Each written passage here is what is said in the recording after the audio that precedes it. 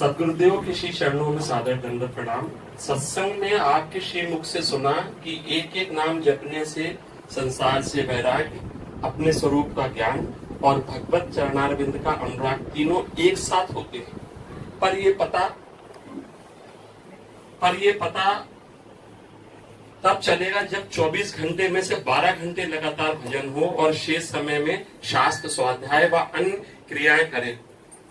तब ऊपर के तीनों चीजें प्रकट हो जाएंगी।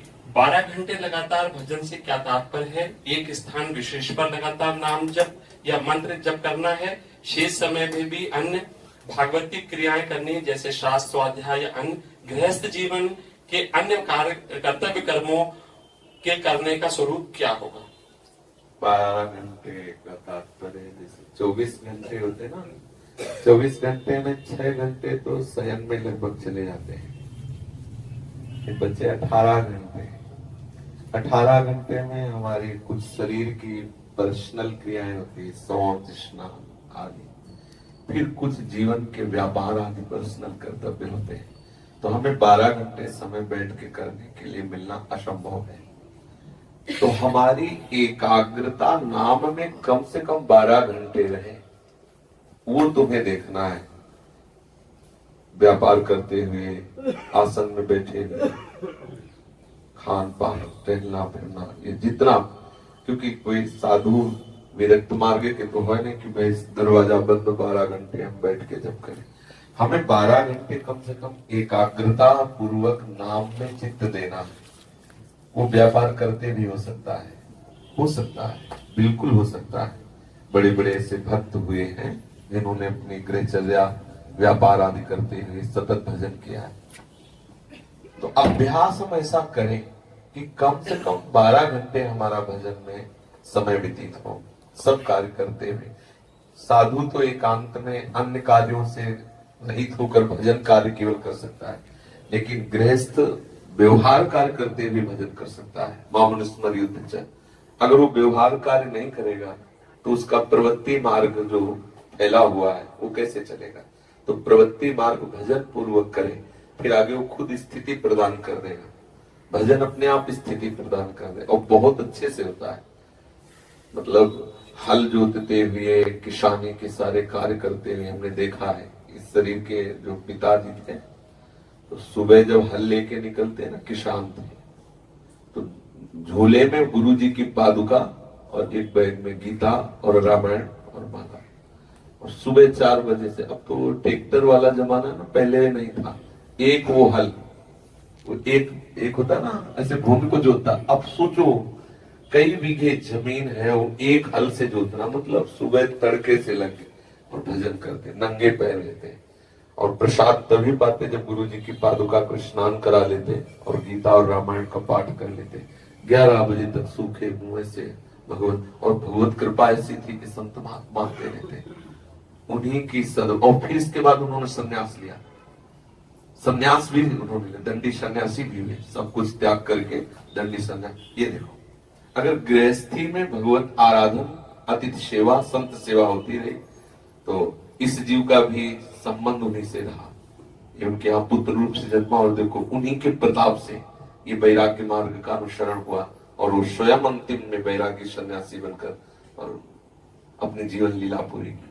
जीवन में कभी पादुका नहीं पहने उन्होंने, हल जोतते हुए भी, चाहे जितना वो कांटे या ठूंठ वाला खेत हो, भगवत स्मरण कभी भी किंचन मात्र उनके हृदय में व्यवहार नहीं देखा गया। हमने देखा कभी जैसे कोई त्योहार या कोई ऐसा, कभी हमने नहीं देखा कहीं हंसते हुए, कहीं किसी से मजाक करते हुए। गंभीर स्वभाव, ऐसे एक वस्त्र डाले, कैसे बैल की तरह मेहनत करते रहना, जो आए उसी से संत महात्मा परिवार का पोषण करना, हर समय भजन पर। तो उससे तो देख, ऐसा अपने हम खुद घर में भी देखा है कि जब तक स्वयं भजन न चाहा जाए तो भजन नहीं किया जा सकता, और अगर भजन चाहा जाए तो हर कार्य करते हुए भजन हो सकता है। देखा है, किसानी बहुत कठिन कार्य है, बहुत कठिन, मतलब तपस्वी फेल हो जाए ऐसी तपस्या है। जब तुम रजाई नहीं छोड़ना चाहते उस समय किसान गेहूं में पानी लगाता है।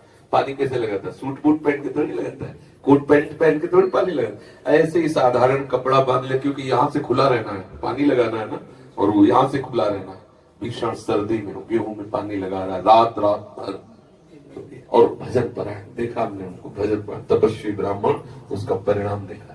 तो यदि हम भजन करना चाहें तो 12 घंटे क्या, जब तक चेतना रहेगी तब तक भजन चलता रहेगा। अभ्यास है ना, अभ्यास है।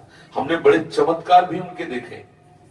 एक बार देखा कि एक बालक बहुत बीमार था, अपने अनुज छोटा भाई, तो वो डॉक्टर से ठीक ही नहीं हो रहा था। तो उनका ऐसा कैसे हो सकता, गए पैसे लिया, छाती से लगा राम राम राम राम, ऐसे देखो, बोले देखो हंस रहा है, देखो ठीक होगा, कोई दवा की जरूरत। जो सत्य में चलने वाले भगवत भजन, वो जो संकल्प कर ले, वो ऐसे देखा, बड़ी बड़ी बातें देखी उनकी, और गृहस्थ होते हैं, और जितने सन्यासी संत महात्मा थे घर में टिकते और सब आदर करते पिताजी, जहां आदर करते देखो पाड़े आ रहे हैं, एक लट्ठर रखी हुई, साफा बना हुआ, वो गुरु की पादुका पास ही रहती थी। तो ये अब गृहस्थी में रहते हुए साधुता, गृहस्थी में कभी जीवन में कुल परंपरा में प्याज नहीं, बीड़ी सिगरेट ये सब बहुत दूर की बात, एकदम सात्विक। तभी कहते हैं पूर्व जन्म का जो भ्रष्ट योगी होता है उसको भगवान ऐसा संयोग प्रदान करते, श्रीमान कुलवान के घरों में जन्म देके फिर भगवत मार्ग में आगे बढ़ा देते। तो ये नहीं कि गृहस्थी भजन नहीं हो सकता, हम ऐसे ही परिवार में प्रकट हुए जहां भजन परंपरा ही है।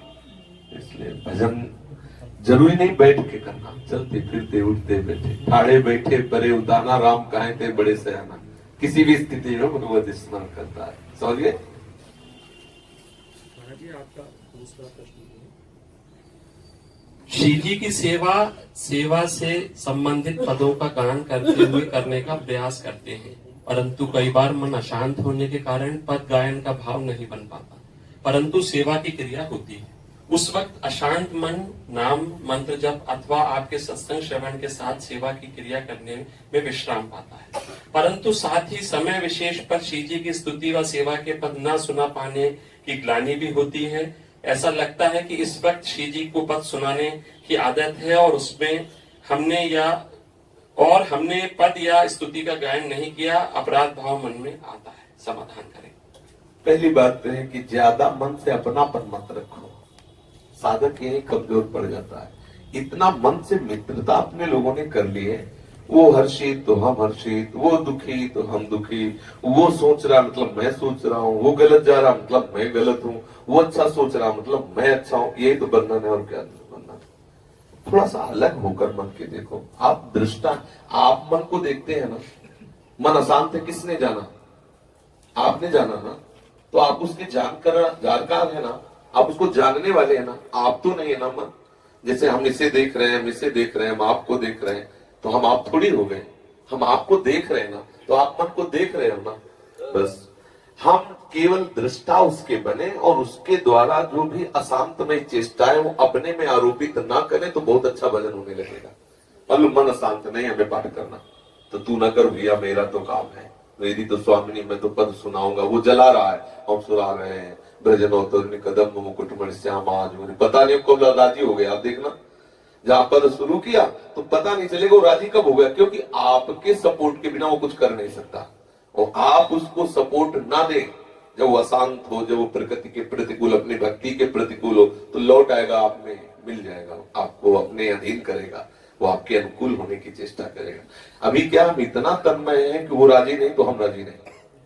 वो कह रहा भजन करना तो हम कर रहे हैं, वो कह रहा नहीं भजन करना तो चल दिया नहीं करना, वो कह रहा टीवी देखना तो टीवी देखना। ये है बंधन से युक्त पुरुष का ये लक्षण है, और भगवत भक्त का ये लक्षण कि वो तटस्थ रहता है, और मुक्त पुरुष का लक्षण है कि वो मन रखता ही नहीं अपने, अमना हो गया, तो मन का अस्तित्व खत्म हो गया, संकल्प विकल्प करना बंद कर दिया, वो जीवन मुक्त हो गया। मन से ज्यादा अपना संबंध न रखे। समझ पा रहे हो कि नहीं? मतलब थोड़ा आप साधन भजन कर रहे हो इसलिए आप हमारी बात समझ रहे। मन से इतना क्यों अपनापन? वो राजी तो हम राजी, वो नाराज तो हम नाराज, इतना ठीक है। अशांत है, तूने कुकर्म किए, नाना प्रकार के दुराचार किए, आज भगवान की शरण में हमें ये समझ आई है, तो करने वाला तो मन ही था ना, तो जलने वाला भी मन होगा। आप आनंदित होगे, जल सारे, तूने तो ये हमें प्रभु से विमुख कराया, अनंत जन्मों से तूने तो भटकाया, अब जल के पवित्र बन।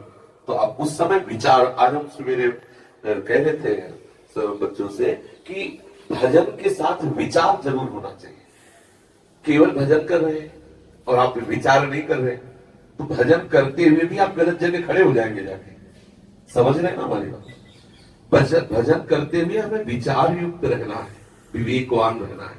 क्या करना है, क्या नहीं करना, क्या बोलना है, क्या नहीं बोलना, क्या खाना है, क्या नहीं खाना, क्या सोचना है, क्या नहीं सोचना, किस सोच को हम सपोर्ट दें, किस सोच को हम तिरस्कार उदासीन भाव से देखें। ये विचार भजन सहित विचार। अगर विचार शून्य है तो फिर वो भजन करते हुए भी, अब देखो माला चल रहा है और कहां खड़े क्या देख रहे हैं, दृश्य देखते रहो। माला चल रहा है, क्या देख रहे हैं, क्या सोच रहे हैं, लड़ रहे हैं, व्यवहार, तो क्या हुआ, क्या माला तो चल रहा लेकिन विचार नहीं है। तो विचार ना होने के कारण क्रिया तो पवित्र हो रही लेकिन चिंतन गलत होना प्रारंभ हो गया, गड़बड़ हो जाएगा। विचारवान साधक कोई जो विवेकवान विचारवान, विचार पूर्वक भजन करो तो आप पवित्र भाव से आगे बढ़ते चले जाएंगे। मन को इतना अपनापन मत दो कि वो आपको जला के प्रभु से विमुख कर दे। समझ रहे ना? थोड़ी दिन अभ्यास कीजिए, जब वो जले तो आप आनंदित हुए, तूने गलत किया भोग, और देखो आनंद आएगा। साधक के अंदर जब ये सब वृत्तियां आती है ना तो साधना बढ़ने लगती है, अंदर ही अंदर उसका आत्मबल बढ़ने। अरे अभी तक हम समझ रहे थे ये, आज हमें गुरु कृपा से समझ में आया कि ये हमारे शासन में, हम इसके शासन में नहीं, और चराचर जगत को इसने अपने शासन में ले रखा है। जो मन है चराचर जगत को, थोड़ा तो मनोरंजन होना चाहिए। वही माला, वही भागवत, वही ऊब गए भैया थोड़ा। अब ये कौन बोल रहा है? वो मन बोल रहा है कि वो फंस गया चक्कर में। बोले थोड़ा, अब जब थोड़ा में गए तो फिर वो पूरा समेट लेगा तुम्हें। है बड़ा चतुर खिलाड़ी। जहां मन ऐसा सोचे कि थोड़ा तो बस समझ लो कि मरने के लिए ये बिल्कुल तैयार होने की स्थिति में, अब उसको घेर लो और बिल्कुल मत दो उसको बाहर निकलने का चांस। धीरे धीरे वो आपको उदासीन करेगा, आपको जलाएगा, लगेगा कि यार जीवन बेकार है, ऐसा अनुभव कराएगा। अंतिम दशा तक मरते मरते मारने की चेष्टा करता है, ध्यान रखना। ये बहुत विचित्र देवता है, बहुत, जिसने मन को अधीन कर लिया वो हो गया। तो संत की परिभाषा क्या है? मन मारे तन बस में कीना, हुआ भरम सब दूर, बाहर से कछ दिखत नहीं, अंदर चमके नूर। आपको त्याग जगत में बैठे नहीं किसी से काम, उनमें दुख जो अंतर ना ये संत का जय राम। वो तो भगवत स्वरूप हो गए। मन ही तो है बंधन और मोक्ष का कारण। जो विषय चिंतन कराने वाला मन है वो बंधन का कारण, जो भगवत चिंतन कराने वाला मोक्ष का कारण। भगवत चिंतन उसी का मन करेगा जो मन को सपोर्ट नहीं देगा। हर बार मन को सपोर्ट, हर बात का सपोर्ट, वो भजन नहीं होने देगा। थोड़ा विचार पूर्वक, विवेक पूर्वक, अगर वो भक्ति को सहयोग देने वाला, भक्ति बढ़ाने वाला विचार दे रहा है तो तत्काल बिल्कुल हाँ तुम्हारी बात मान गए। और जहां देखा है भक्ति के विरुद्ध आचरण वाला तो तटस्थ हो गए, दृष्टा बन गए। जा तुझे जो करना कर, नहीं वो जलाएगा, आपको विवश करेगा, बार बार विवश करेगा। आप हारना नहीं, तभी नहीं हारोगे जब हरि गुरु स्मरण कर रहे होगे, तभी नहीं हारोगे। और जब आप उस पर ये दबाव डालते रहेंगे वो धीरे धीरे आपके अनुकूल होता रहेगा। मन मारे तन बस में कीना, हुआ भरम सब भ्रम नष्ट हो गया। शरीर उसका शांत एकदम एकाग्र पवित्र हो गया और मन प्रियालालमय हो गया। अब मन मन ही नहीं रहा, प्रियालालमय हो गया। तो हमें वहां तक पहुंचने में थोड़ा तो जलन होगी, क्योंकि हमने इससे अपनापन माना है, बहुत जन्मों से माना है, तो ये थोड़ा जलाएगा। थोड़ा जलोगे तो पवित्र हो जाओगे।